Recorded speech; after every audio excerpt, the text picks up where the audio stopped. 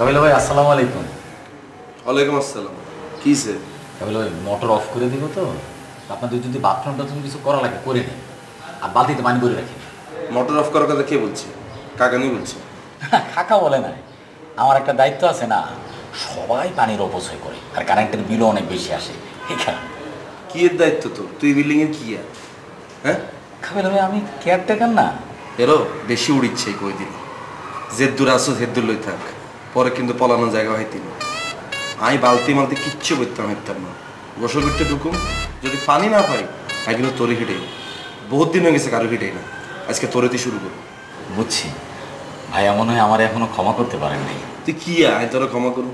এই বিল্ডিং এ যতজন আছে বিজ্ঞান যদি তোরে মাফ করে, আয় কাবিলা তুই জীবনে তোরে মাফ করতাম না। তুই যদি আরো কতক্ষণ আর সামনে দাঁড়িয়ে থাকস, মায়ের কিন্তু এন্দুরি শুরু করে দিই।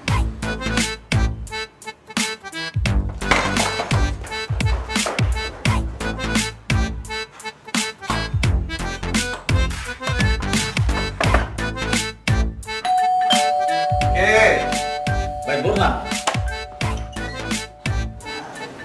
আবার কি হয়েছে?